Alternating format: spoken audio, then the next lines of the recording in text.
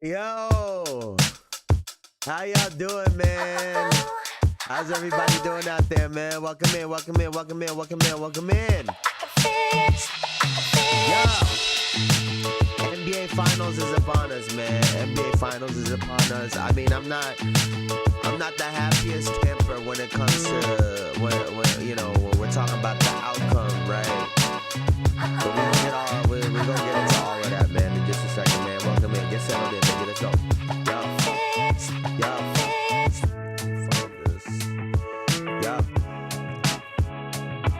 How's everybody's weekend, man? Otherwise, how's everybody's weekend, man? Oh, perfect. I found it right here. This is exactly what I needed.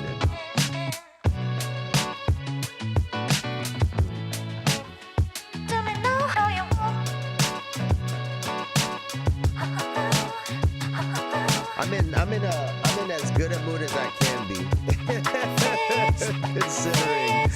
Considering everything, man. It would have been a game 7 tonight. Oh man, I hate them.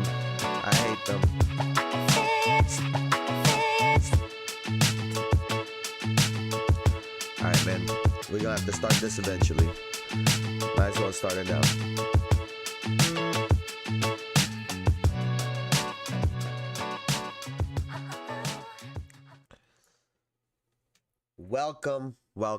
Welcome to another episode of the Jayson Estrera podcast, where we talk about basketball as accurate as possible. Now, that line where we talk about basketball as accurate as possible, it's probably not gonna hurt more than it will today. We're gonna get all into the loss of the New York Knicks against the Indiana Pacers. Congratulations to the Pacers, right? Congratulations to the Indiana Pacers. But that loss was hard to watch. This series was hard to watch. And when you're a fan of these teams, like I feel like sometimes we forget. I feel like sometimes we forget that it's a game, right? We get so invested, we get so into it, and like it just really brings my mood down. But we'll break down a lot of plays today. We're going to break down a lot of plays where I think the New York Knicks made mistakes. It was a lot of mistakes that we made. But to me, the thing that hurt the most is we beat ourselves if you're the New York Knicks, right? This team shot itself in the foot time and again. And I'm not trying to take anything away from the Indiana Pacers, because players will make mistakes, teams will make mistakes. You still have to capitalize, right? If you're the Indiana Pacers, if you're not in the right spots, if you're not filling in the gaps properly, you're not coming up with these loose balls, these steals, and then after you do that part, you still have to hit the shots. So I want to give the Indiana Pacers their credit, but we lost this. We gave this to the Pacers. And that's what really fucking sucks. We should have beat these guys. I don't care what you call that, but we really should have beat them. Blame nobody. No, Elijah. We blame everybody. And then it's so funny how like media works out, because you see all these posts about Tom Thibodeau, about Karl Anthony Towns, and yada, yada, yada. You can attest to this, Elijah, because you've been along this whole journey, right? You can attest to this, to anyone that wants to call anything that I ever say cap, right? I've been on their defense all season long, right? Have I not? I've been on their ass when it comes to their defense all season long. And I've called Tom Thibodeau out. Their defense has been awful for most of this year. Our offense, despite some of the viral videos because of what Jeff Teague said last week, I think our offense on most nights is good enough to stay in games against pretty much any other team in the league. Where we really fall off is our defense. And from the start, I was skeptical of this team. And I'll be honest, man, like I fell for it. Just like any fan of a team does. Your team starts doing well, you start picturing them potentially getting the championship, especially with the guys that we have. But it don't take away the mistakes that we were making. So let's get into this game because we got a lot. Dog. And I said, imagine a Tibbs team being bad at defense every time. Listen, man, we got so much shit to talk about right now. So much shit to talk about. Let me do this. Hold on. Let me try to be organized because my browser is going to look like it's fucking all over the place right now. All right, so let's start here. Let's start right here. So we lost in game 6, 125-108. This game wasn't really close. Really, after the second half started. Like, I gotta admit, for most of the first half, we were within striking distance, and I gotta give Mitchell Robinson credit, man. That guy has literally been unreal for us. Like, literally unreal. Mitchell Robinson has been absolutely unreal. And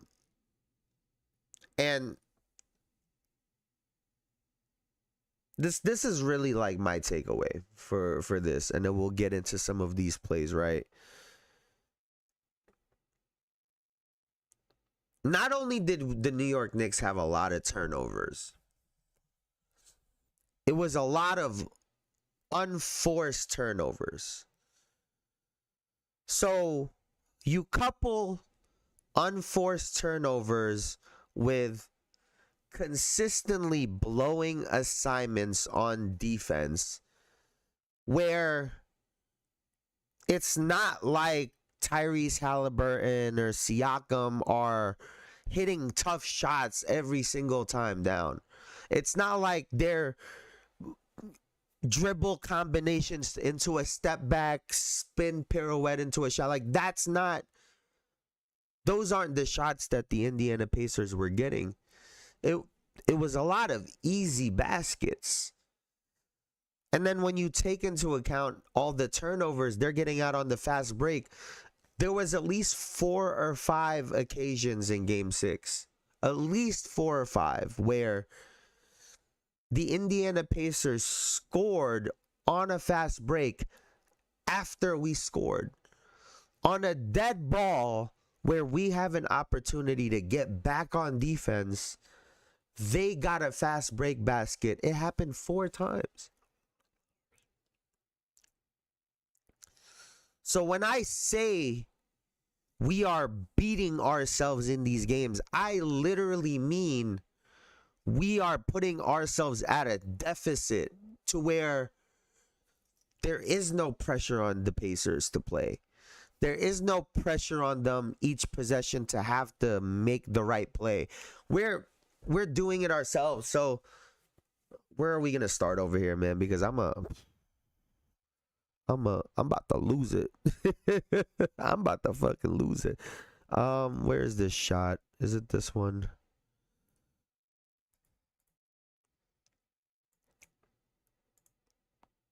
Let's start right here, because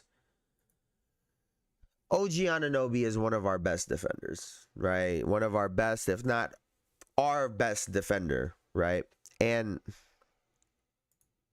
let's take a look at what happens on this particular play. So 53-52, 38.1 seconds left, right? Tight game, tight game. Haliburton with 8. He is 3 of 8. And Bridges. High pick and roll, right? Cat is high enough. Mitchell Robinson is going to stay over here. So in this play, because we're going to have 2 on the basketball, Tyrese Haliburton's getting downhill. OG Anunoby is the key. Is Miles Turner going to roll? Is he going to hang out at the 3-point line? If he rolls, OG can pick him up and stay with him. If he doesn't roll, then it's up to OG to get out to him because he's a threat on the 3-point line. And it's up to Jalen Brunson to split the difference between the corner guy and the wing shooter. So let's see how this plays out. I don't even think I have to go that much further. The fact that OG Anunoby is not at least at the nail, at least, is a problem. We have 3 on the ball. Haliburton has nowhere to go. Jalen Brunson can get out to either shooter, and then we can rotate. So the only guy that's open and the only real option for Haliburton is Miles Turner. And look at where OG Anunoby is in relation to him. And Turner is free. Close Anunoby free. I mean, it's literally free. like literally as free a shot as you are going to get. When we talk about just giving away, And they do. McBride with the steal. we did the hard part, right? We did the hard part. We got the turnover. We have a 3-on-2. And Josh Hart just gathers way too early. And he gets caught in what we call no man's land. He don't know if he wants to shoot or if he wants to pass. Obi Toppin does a good job of trying to split the difference between them, which is why Josh Hart gets caught in this. And then Hart up high for Towns. And then that, where is it? That turned into this. Volleyballed around. Vacuumed in by Haliburton. And, you know, the little details of Haliburton looking away. He knows where he wants to go. His objective is to try to look off OG Anunoby in this situation. And, again, gets caught in no man's land. And gets a free dunk. I mean, just time and again, if we're not giving the ball up, we're just blowing assignments on defense. Let's take a look at this shit. I mean, this is just egregious. Left open. He'll take a 3. Like, TJ's dribbling up. He looks off. He don't pump fake. He don't do nothing. And first and foremost, right? Let's be honest right here. Josh Hart would have been dead meat right here. Right? Knowing the type of moves that Siakam likes to do, you can't be on his left shoulder in this situation.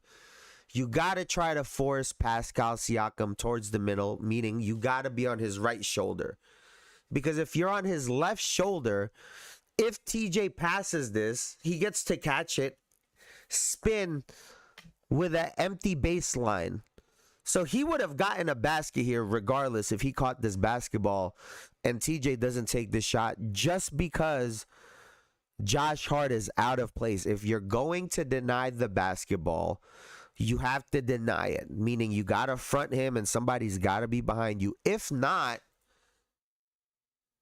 you got to take the guaranteed play, which is get behind his right shoulder, let him catch, and make a play. Otherwise, Everyone is just out of place and in bad positions, and TJ just gets an easy three.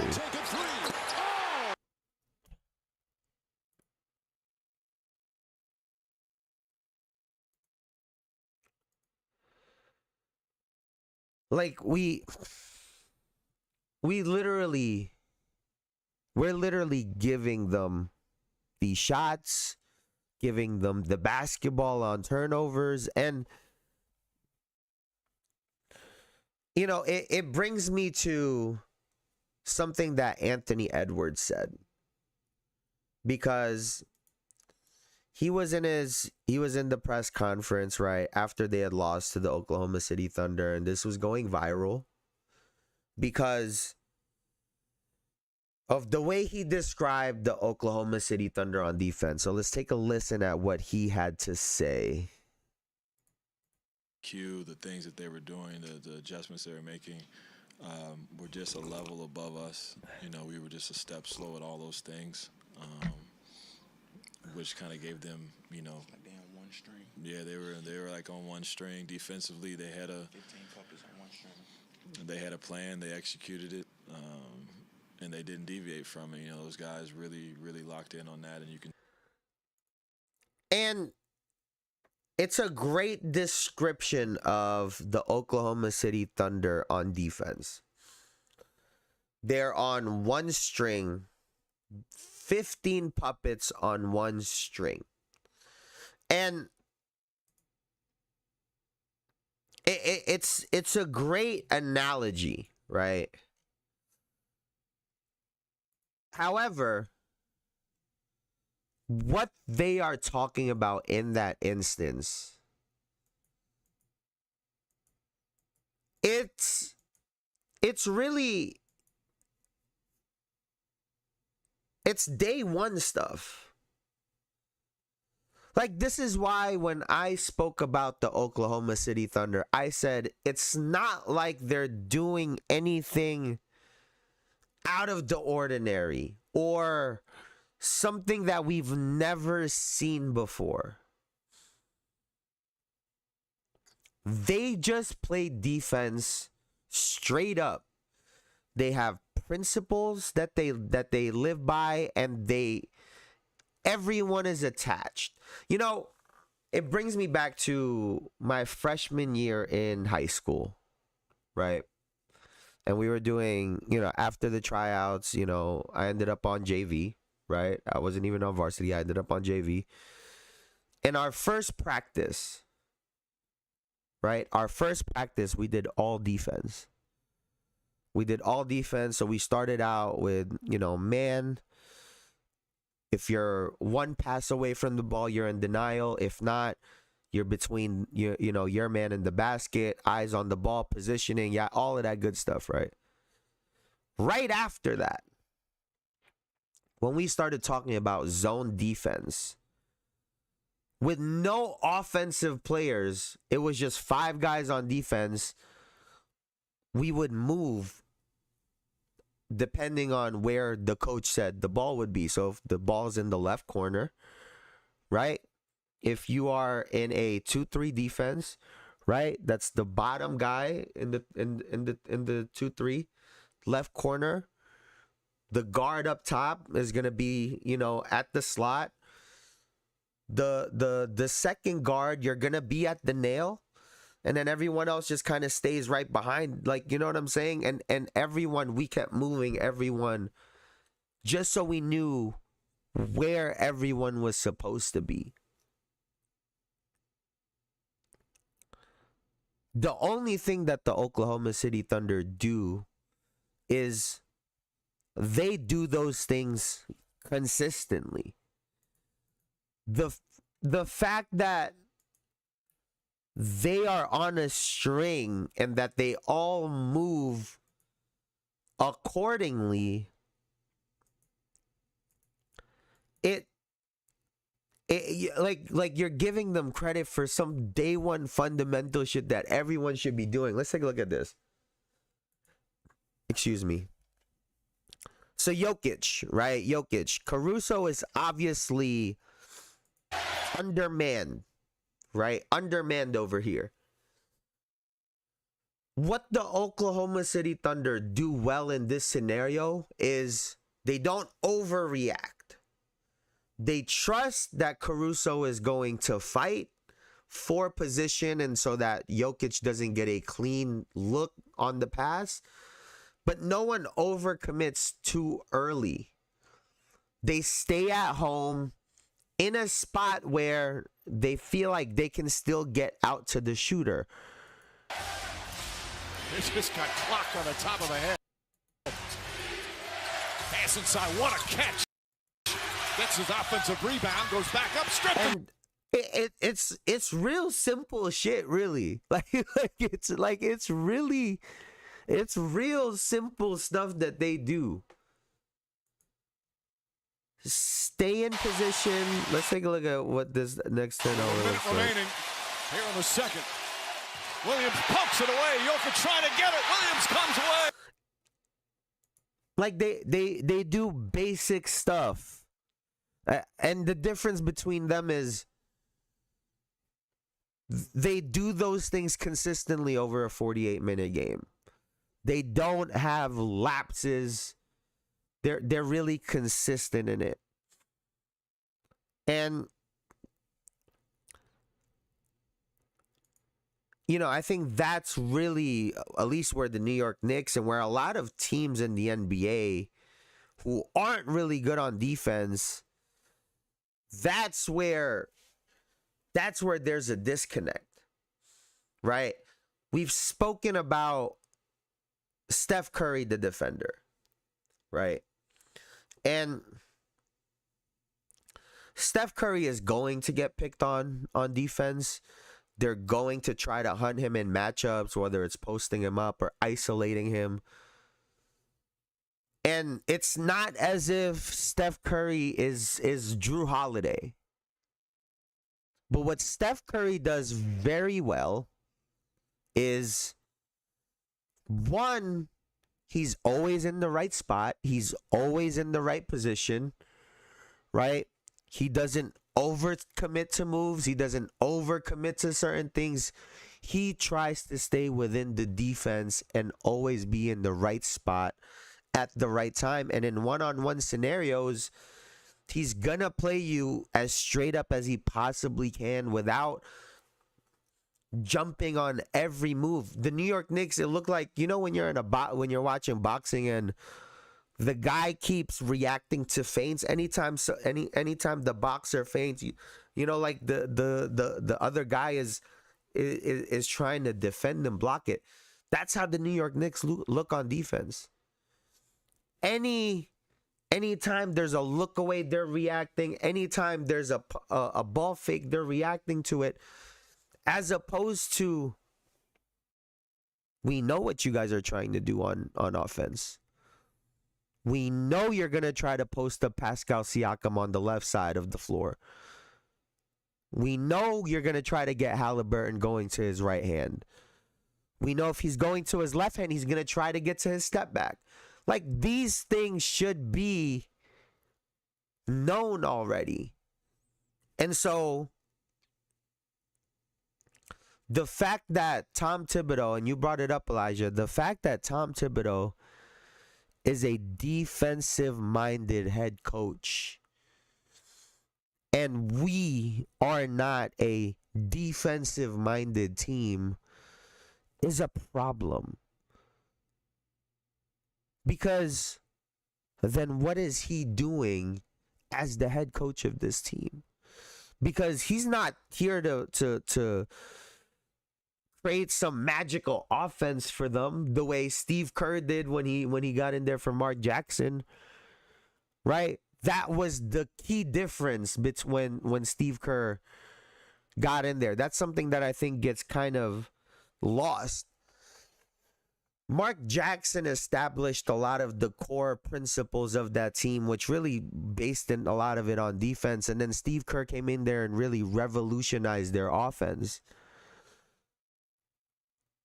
And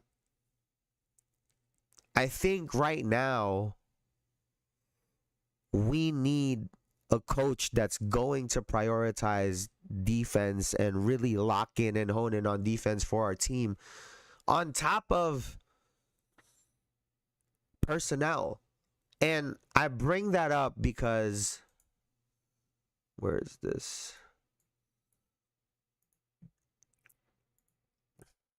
Mitchell Robinson said something that I thought was very telling during his interview of the game. So let's take a listen at what he said. We gotta talk. We gotta talk more, get more active. Just talk to each other. This game started so fast, as expected. He said talk 3 times there in like a span of 10 seconds.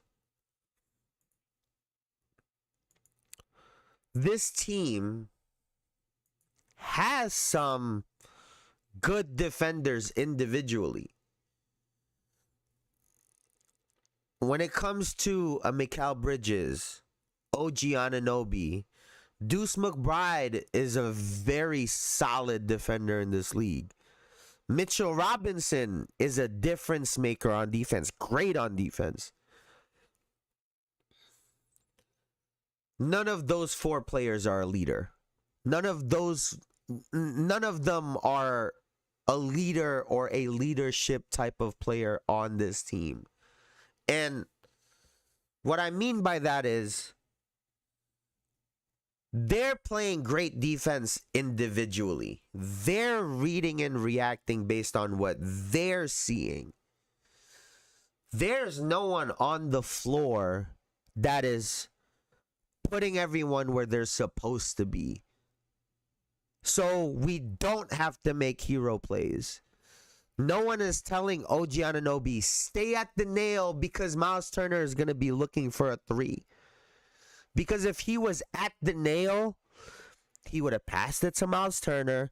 Miles Turner would have probably pump fake, tried the jab. But now you have a OG Anunoby who can move his feet against a big who don't have a handle. And he would have blown that play up just by staying at the nail.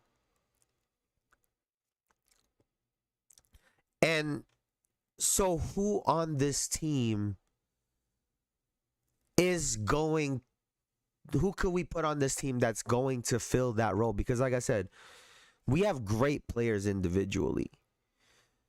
On defense, OG and Mikal Bridges can play one-on-one on defense, but they could also get in the passing lane. OG can get blocks. Like, they could be everywhere, but there is no vocal leadership guy on defense that's primarily using his IQ to put everyone in the right spot so that we don't have to run all over the place. And so that's what I'm looking for moving forward. Who's going to lead this team on defense on the floor? And on top of that, in terms of the coaching staff, because right now it's clearly not Tom Thibodeau, and that's a major problem. Some people are, and rightfully so, right? Some people are calling out, where is this?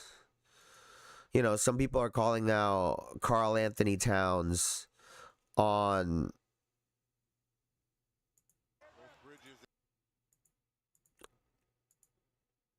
his defense or lack thereof, and there are just certain plays where it is very glaring. Haliburton,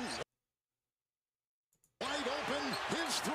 And as much as I want to blame this on him, and this is obviously his fault as well too, but there is clearly no communication, whether it's right or cat. We gotta be yelling switch, switch, switch, switch, switch. Because if we switch, we now force him to make a play. Turner's gonna keep rolling. There's help around here. But instead, he gets to walk into a wide open 3-point shot.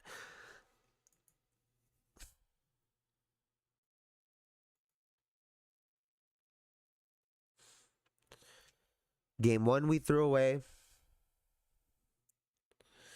Game 4, the same thing. A bunch of mistakes, a bunch of blown assignments on defense, careless, unnecessary, unforced turnovers. That's what lost us this series. And like I said, congratulations to the Indiana Pacers because they still did what they had to do in order to win this. But oh, and another thing too, because I don't want to forget this part.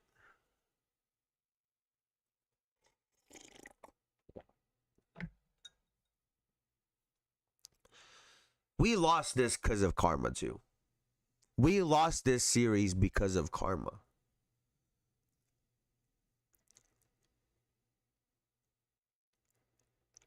If you guys remember the Pacers fan that when they threw the garbage at his back, or the other guy that was getting jumped, the other Pacers fan that was getting jumped by Knicks fans, when I saw those videos, I'm like, oh, we fucking deserve this shit. We deserve it because clearly you can't take losing, so how would you take winning? And those scenarios, I genuinely believe it was bad karma. It was bad karma for us. Because you motherfuckers out there don't know how to act. You're all tough guy wanting to jump somebody when there's 1,000 of you versus this one Pacers fan. It was corny. It was corny. It was super corny. And now we lost and now we look stupid. Now who looks stupid? Now who looks stupid?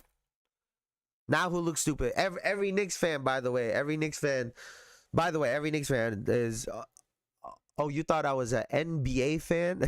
No. WNBA fan. Go Liberty. Go Liberty. That's what every Knicks fan is saying right now. Go Liberty. Or excuse me. The Thunder are wearing orange and blue also. They're wearing orange and blue also. It's just, the letters is just a little different, right? Letters is just a little bit different, but they're wearing orange and blue also. So, we gonna switch on over to the Oklahoma City Thunder, because there's no way we are, there's no way we're gonna be Indiana Pacers fans, man. And I thought about the other day. Those those fans that are just bandwagons, right? They just jump to the best teams or whatever. It must be really nice being them. Like, genuinely, it must be really nice being them. They don't know what it feels like to be a fan of a team and they break your heart. Like, they don't know what that feels like because they're always winning. So maybe they're doing something right and we're doing something wrong, being these diehard fans for these teams that just mistakes after mistakes, man. Mistakes after mistakes. What are we gonna get into right here? And I already brought this up before, and to anyone that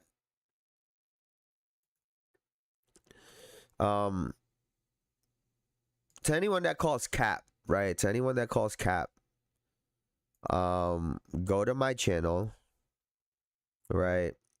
Go to my channel. Go to the I Wonder playlist. I Wonder, did the big man disappear from basketball? Go here, right? If you're calling cap, go here. Go check this video out because I break down this same statistic in that video, and I'll break it down again here. In the NBA,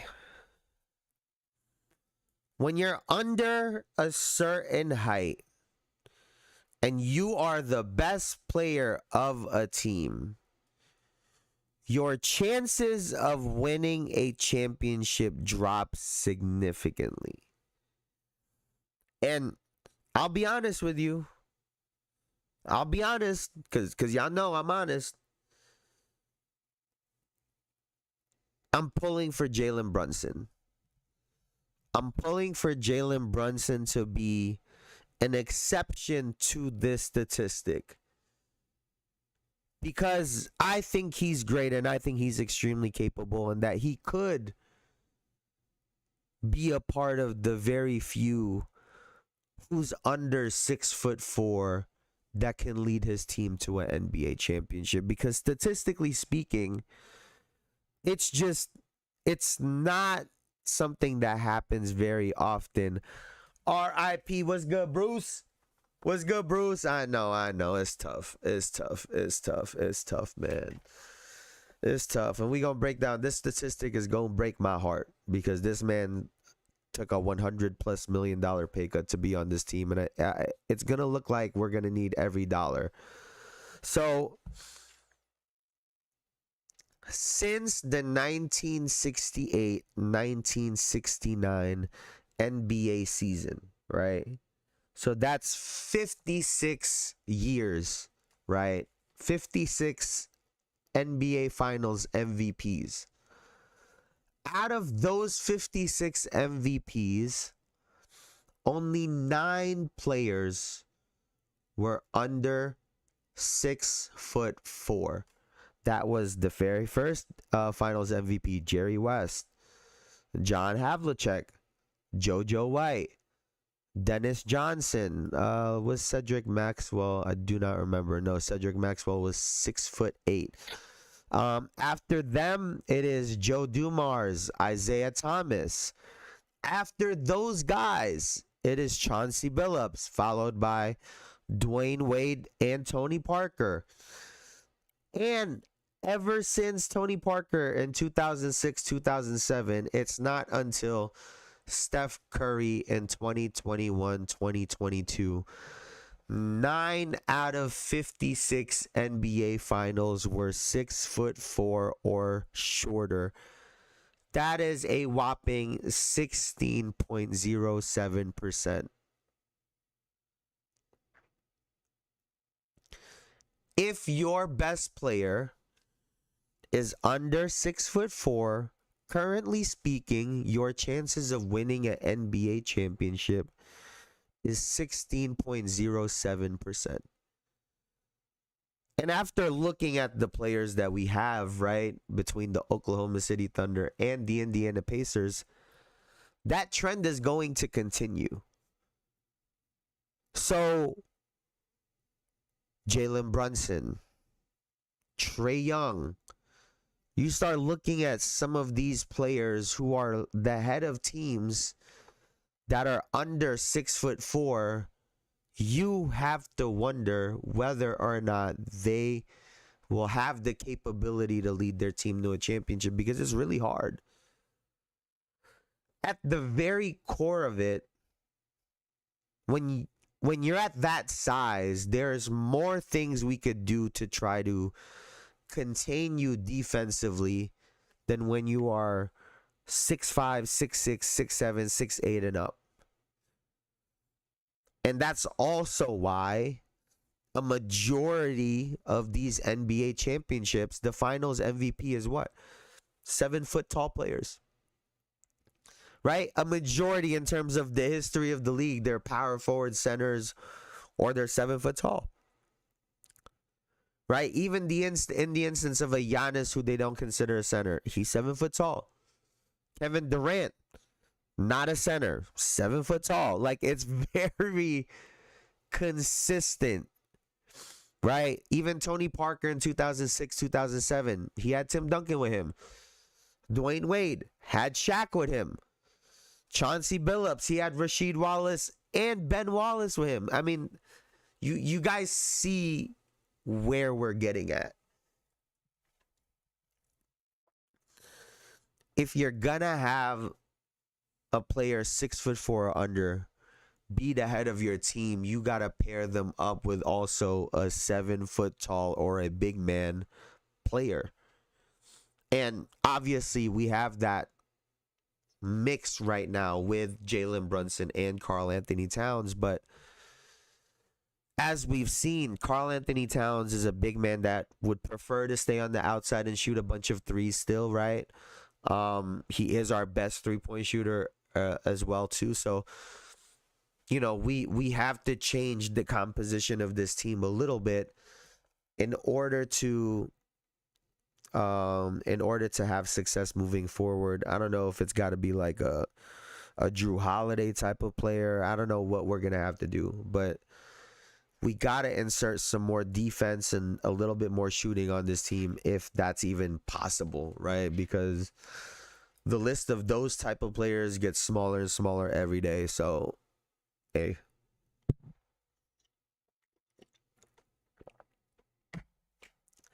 Now,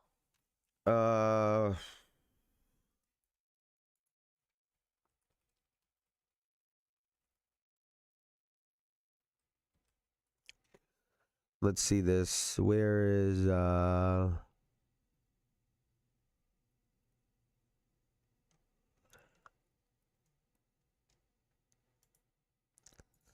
let's take a look at this right here, because I thought this was comedy still.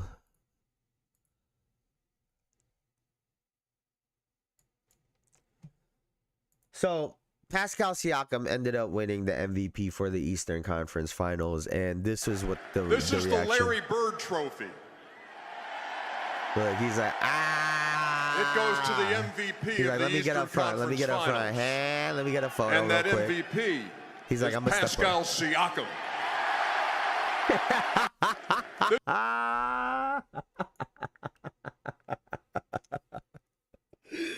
Yo, what is going on with the Eastern Conference Finals, man? Like, what is happening? Like, and you know, funny enough, like, I don't think this is as bad as it was, you know, last year, when it came to the Tatum Jaylen Brown situation in the finals and in the conference finals. But I still think it's funny. We look at their numbers here. They're very comparable, right? 24.8, 5 rebounds for Siakam, 3.5 assists, 1.3 steals, 52.4 from the field, 50% from 3. And then Haliburton, double-double, 21 and 10.5 to go with 2.5 steals a game. 45.5 from the field, 32.7 from 3. I saw someone say, you know, Siakam plays more defense than Haliburton. And as of late, I don't know how true that is. I think Tyrese Haliburton has been very solid on defense, especially when he's pressuring the basketball. I think he's been very solid. So this really could have gone either way. I genuinely felt like it was going to go to Haliburton, because when he's pushing the pace and everyone gets involved, Siakam can still have his 15 to 18 point games and they can still win. But, you know, when Tyrese Haliburton doesn't have his 21 and 10 and he's at like 8 to 12 points with 3 assists, it's very glaring, right? When he's struggling. Although I do think Siakam is a difference maker on this team. I've called it out before. I wish he would shoot more, because when he is shooting over 15 times a game, he averaged 17.5 field goals attempts this series. But when he's over 15 shots a game, he's very good. He is very, very good. So this is a testament to that. I know Draymond said earlier, like last week or whatever, that, you know, the only matchup that he felt like he lost in a series was Siakam in the finals against the Raptors. So, you know, just to show you how good Pascal Siakam really is. His offense it's very unorthodox. He spins so. I think Draymond said it, but he spins so naturally, meaning when you play against guys that are back to the basket players, right?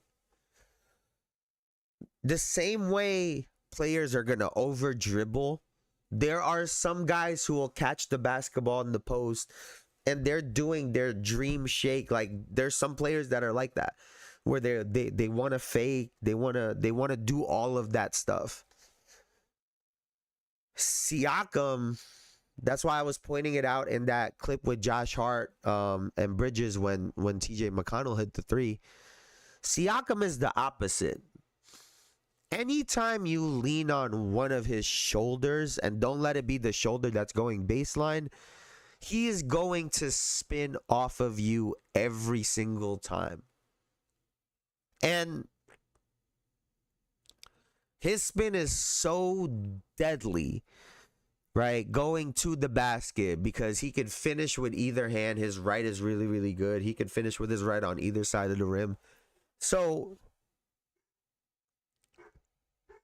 he's someone that's really tough to guard, because it's hard to leverage him. You got to play him straight up. And when you do play him straight up, he can face up. You got to give him a little bit of room, because he can one dribble spin. He could Euro. But then if you give him room, he can hit the mid-range shot. He is just, he's tough to guard. He's done a great job of, at least in this series, looking for threes in transition. That's where I feel like he's gotten a good amount of his threes, or when the defense is really laid back on him. But really, I think this could have gone either way. Excuse me.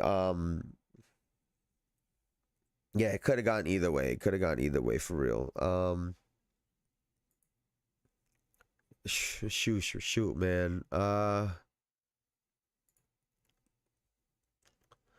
What else we got? What else is there? Man, I can't believe those guys fucking won.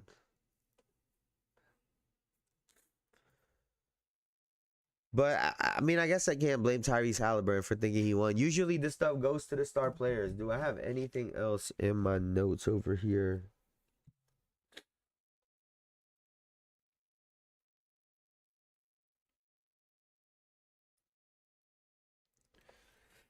I just can't believe.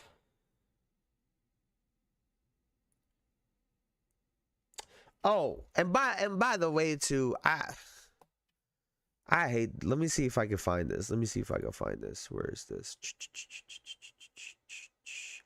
Let me see if I can find this, because during the broadcast there was a scenario where OG went up for a layup and they called a foul on it, and Reggie and Stan were both like, "Oh, that's an offensive foul."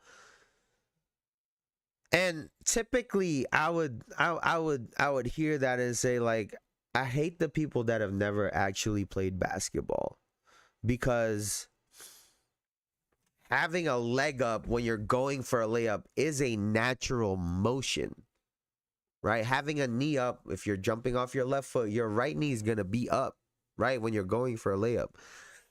And there are some scenarios where it's very obvious that players are, you know, trying to take space or trying to initiate contact, but it is a natural motion. And I was mind blown that Reggie Miller, of all players, the person that was kicking players in the shin on his fadeaways, was the one that didn't agree. Let me see if I could even find it.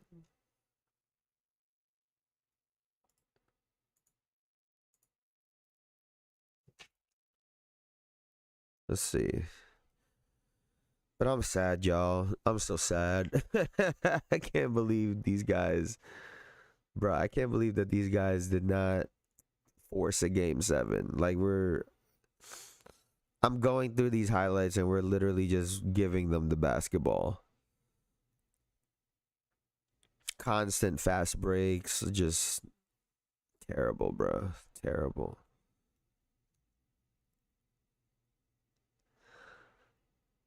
Yeah, I think we got lucky, right? If you're the Knicks, we got lucky in the first and the second round, because the Pistons were young, right? They were falling for the Jalen Brunson mental games, right? They were getting caught up with the physicality and the fouls. And so even though, you know, Asar Thompson is a really good defender, right? He was getting caught up in all of that bullshit. They were getting in foul trouble. So they fell into that trap. And then the Boston Celtics, their style of play was really shooting them in the foot. And we were able to take advantage of, we're talking about being careless with the basketball and careless with our possessions. The Boston Celtics were doing the same thing. And they have done it throughout the whole year. They've just gotten away with it with their talent. And so that's what we were able to get away with if you're the New York Knicks in rounds 1 and 2. And, the Pacers, when they're locked in on defense, staying at home, letting their one-on-one defense, do its thing, they're able to get out on the break, and their game looks really fast because they're letting you make the mistake and waiting for you to make the mistake and pouncing on it. And that's just something that we weren't able to do consistently if you're the New York Knicks. I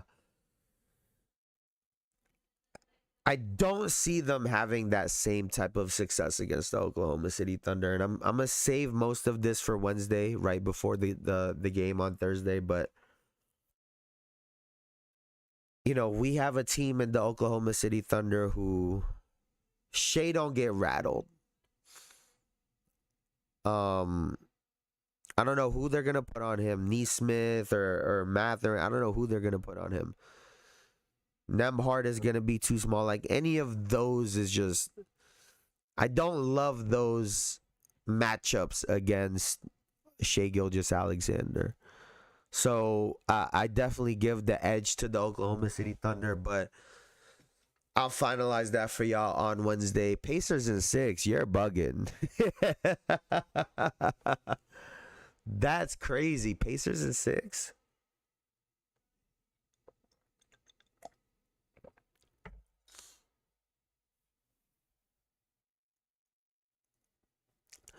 I mean, if he's shooting free throws, that's not going to go well for the Pacers either. They're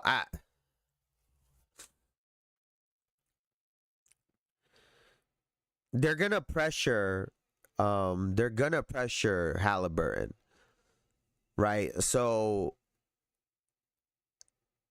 can the Indiana Pacers take care of the ball? Because we've seen how the Oklahoma City Thunder are, and they don't rely on the three-point shot either, right? I trust the Oklahoma City Thunder's defense over a 7-game series, and I think they have a guy in Shea who can generate buckets even during slow moments of the game, right? When there's no rhythm, there's no offense really going. Shea can still get you buckets in those scenarios while their defense is in there and they're trying to get in rhythm. So we'll see. We'll see. I do think, because I saw this last year with the Knicks, Isaiah Hartenstein is a great counter to Siakam. Great counter. Yeah. When Hartenstein was sticking Siakam, he was able to really slow down what Siakam was trying to do. And they have two guys that they could throw at him between Chet and Hartenstein. So I'm expecting Hartenstein on Siakam, Chet to be on Miles Turner. I like how OKC matches up. And I said it last week already, right? But could the Oklahoma City Thunder be the perfect team going into this new era of the NBA, going back to NBC?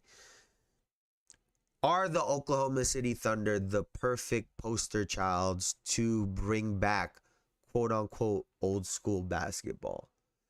Because they're a team that's based in defense. They have a MVP who loves the mid-range game.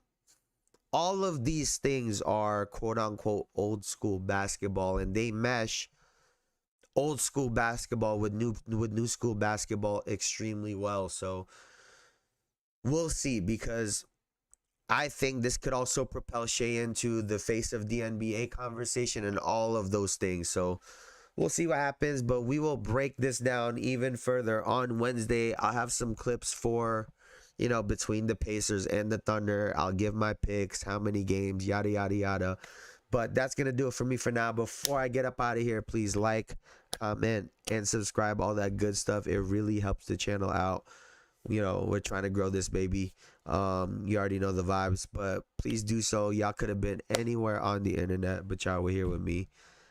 I appreciate y'all for that. Thank you so much. I'll see y'all on Wednesday, man. Thank you, Elijah. Thank you, Bruce. Face of the NBA, Shea. Heck no. Just watch. Just watch, Bruce. Just watch. It's bound to happen. We'll talk more about it on Wednesday.